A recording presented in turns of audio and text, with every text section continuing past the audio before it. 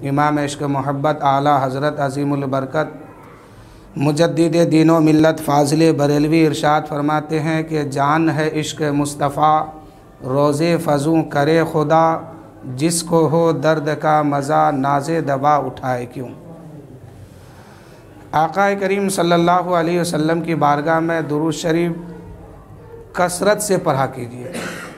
ایک شخص تھا جو جنگل سے گزر رہا تھا، اچانک اس کو ایک سایہ دکھائی دیا، ایک انسانی شکل و صورت دکھائی دیا، لیکن شکل بہت بدصورت تھا، بڑا بھیانک اور خراب شکل اس کو دکھائی دیا۔ اس نے پوچھا کہ بھائی تو کون ہے؟ اس نے جواب دیا میں تیرا برا اعمال ہوں۔ کیا جواب دیا؟ میں تیرا برا اعمال ہوں، جو تم نے برائی کیا وہی میں ہوں۔ اس شخص نے پوچھا پھر تم سے نجات کا کوئی ذریعہ ہے، کوئی راستہ ہے؟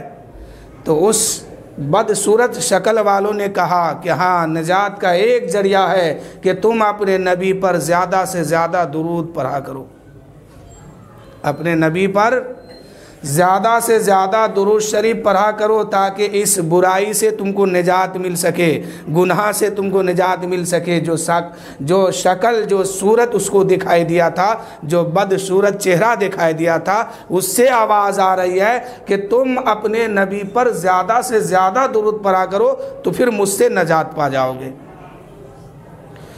ایک شخص خواب دیکھا، خواب میں نبی پاک صلی اللہ علیہ وسلم تشریف لائے، لوگوں کا مجمع ہے، بھیڑ لگی ہوئی ہے۔ وہ شخص کہتا ہے کہ نبی پاک صلی اللہ علیہ وسلم میرے طرف توجہ نہیں فرمائے، اور لوگوں کی شفاعت ہو رہی ہے، میرے طرف دیکھا نہیں جا رہا ہے۔ وہ شخص کہتا ہے کہ میں نے کہا کہ شاید حضور مجھے پہچانتے، شاید حضور مجھ سے ناراض ہے، سرکار مجھ سے ناراض ہیں، اس لیے توجہ نہیں فرماتے ہیں۔ تب تک آقا کریم صلی اللہ علیہ وسلم ارشاد فرماتے ہیں کہ میں تم سے ناراض نہیں، بلکہ میں تمہیں پہچانتا ہی نہیں ہوں۔ نبی کریم صلی اللہ علیہ وسلم ارشاد فرماتے ہیں کہ میں تمہیں پہچانتا ہی نہیں ہوں۔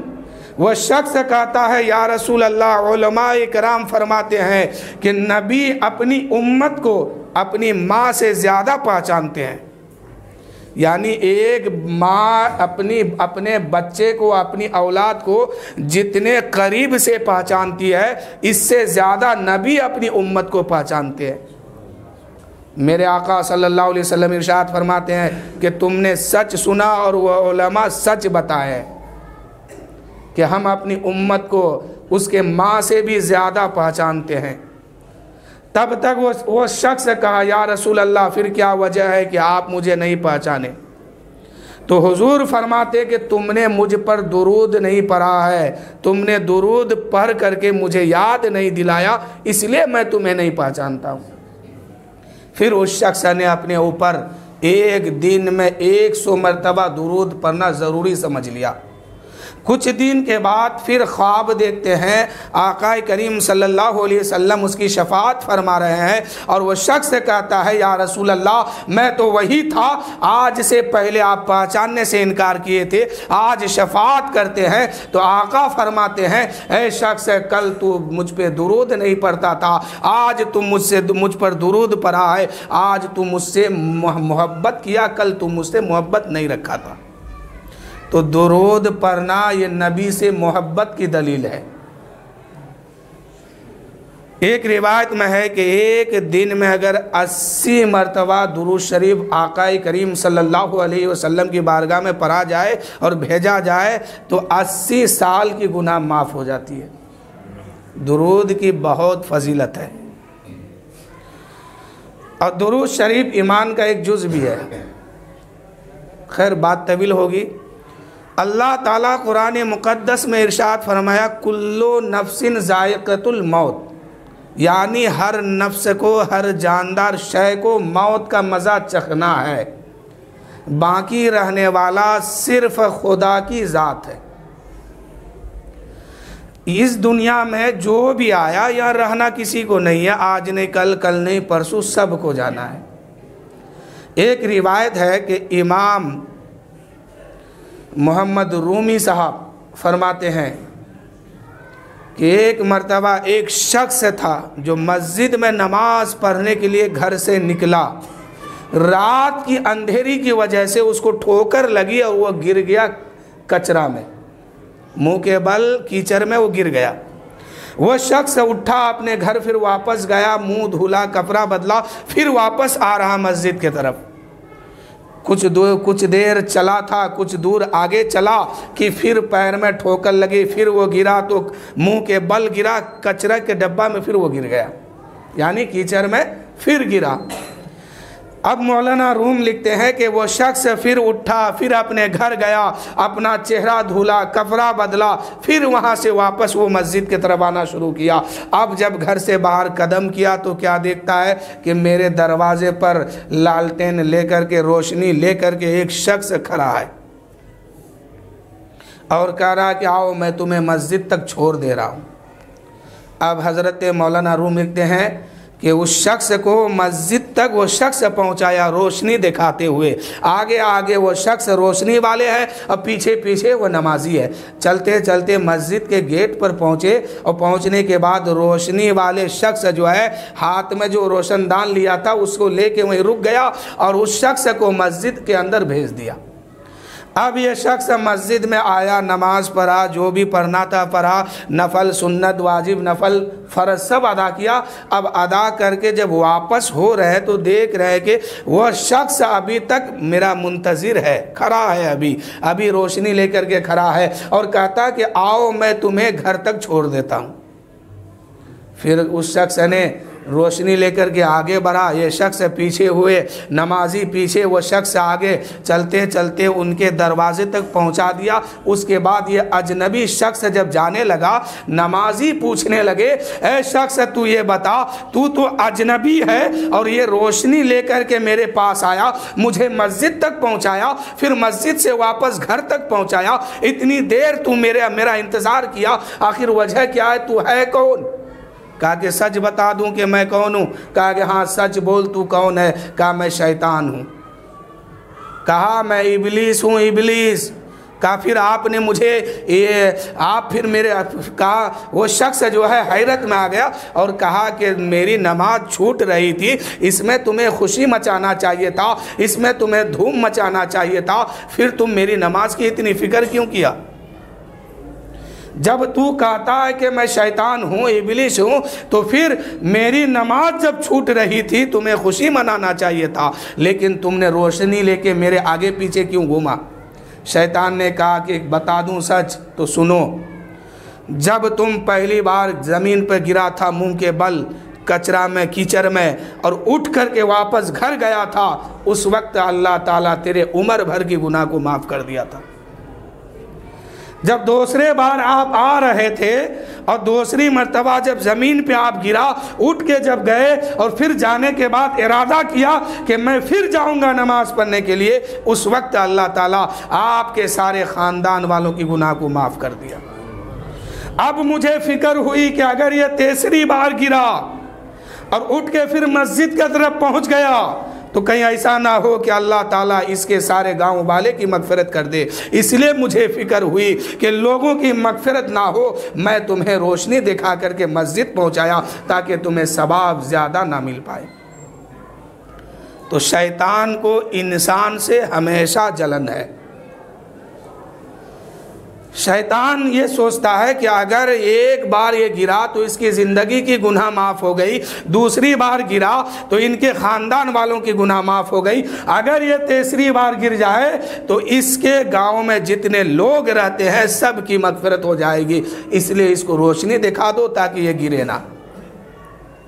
انسان کے دشمن شیطان ہے، یہ کھلا ہوا دشمن ہے، قرآن میں آیا اس کا تذکرہ، ان الشیطان للانسان عدو مبین، انسان کا کھلا ہوا دشمن شیطان ہے۔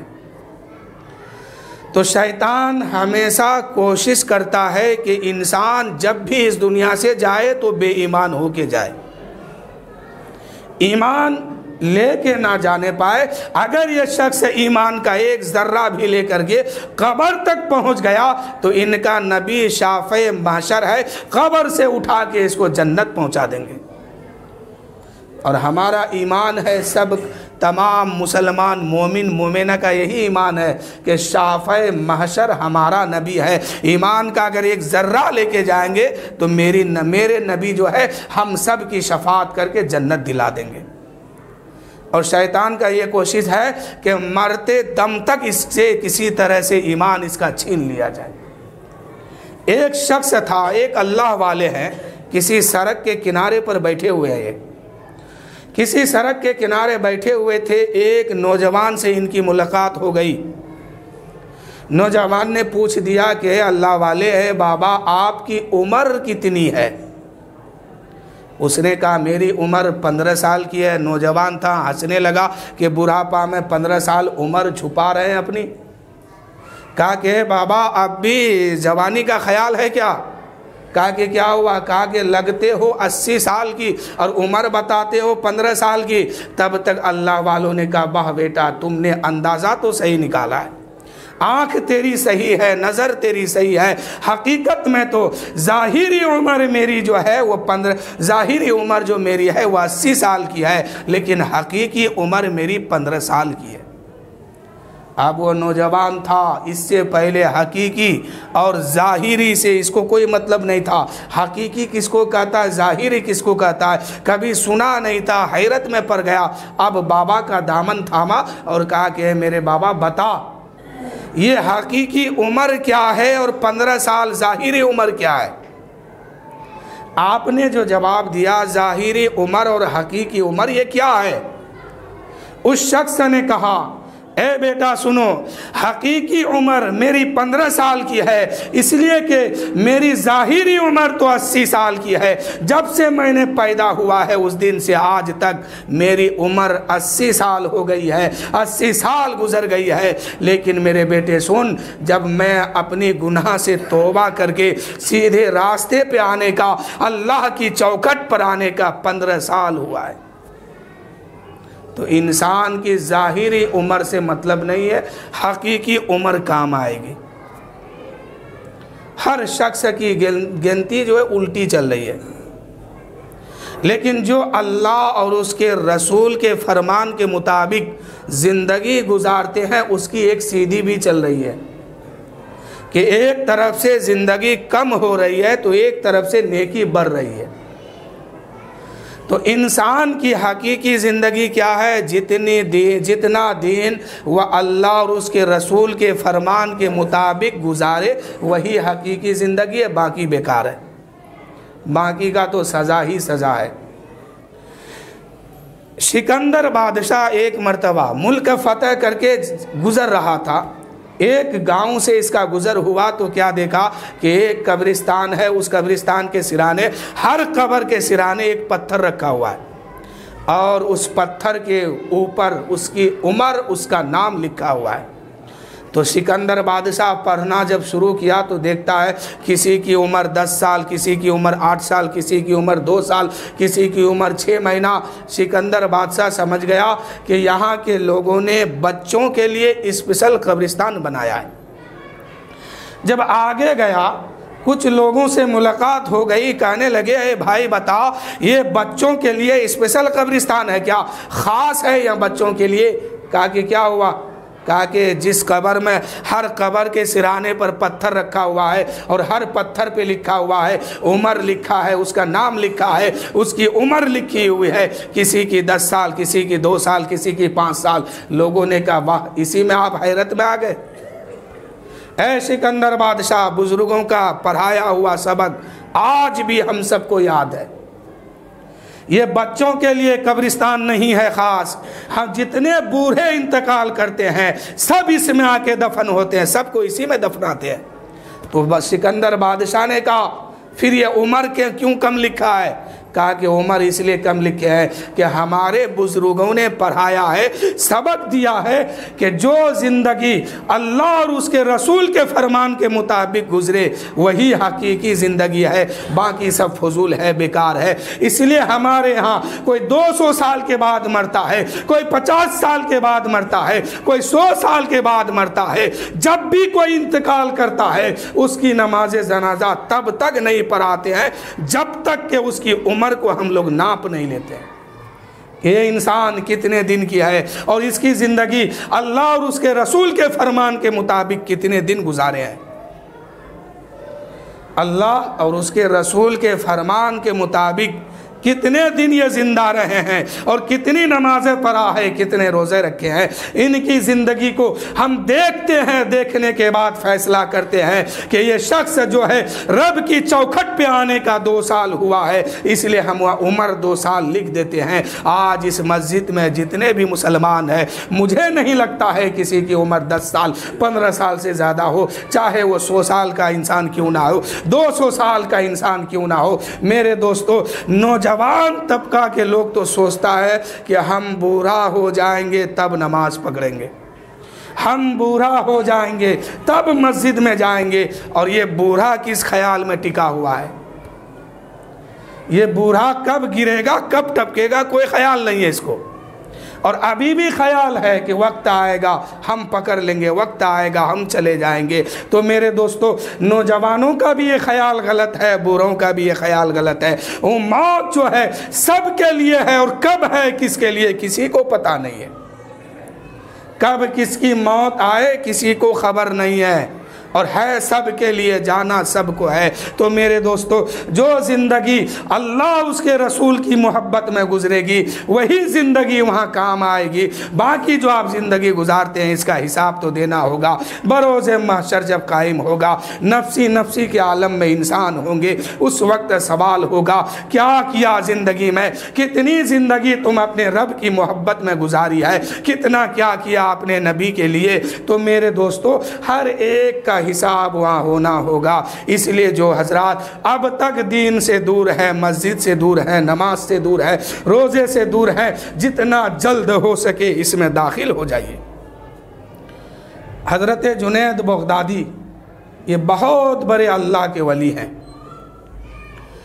ایک مرتبہ یہ تقریر کر رہے تھے، تقریر خوب صورت لہجے میں جب یہ تقریر کیے، تقریر ختم ہو گئی، لوگ چلے گئے، ایک شخص بیٹھا ہوا تھا، جا کے حضرت جنید سے کہنے لگے حضور یہ بتائیے، میں بہت بڑا شرابی ہوں، میں بہت بڑا جواری ہوں، بہت بڑا گنہگار ہوں، کیا میری خطا معاف ہو جائے گی؟ حضرت جنید بغدادی کہنے لگے اے شخص یہ بتا، جب تو شراب پیتا ہے اس کے بعد گھر جاتا ہے تو کیا تمہارے گھر والے تمہاری انتظار کرتے ہیں؟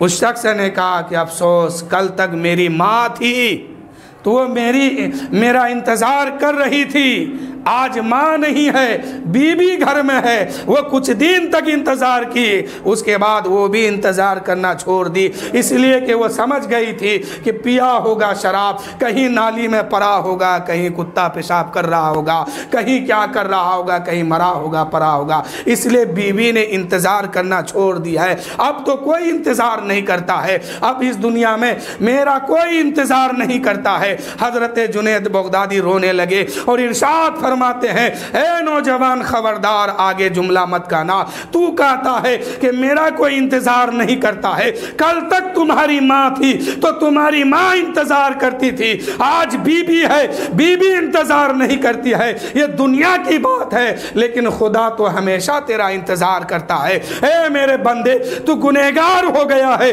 بھاگ گیا ہے، میری چوکھٹ پہ توبہ کر کے آ جاؤ، ہم تمہارا خدا ہو کے تمہاری خطا معاف کرنے کے لیے تیار ہیں۔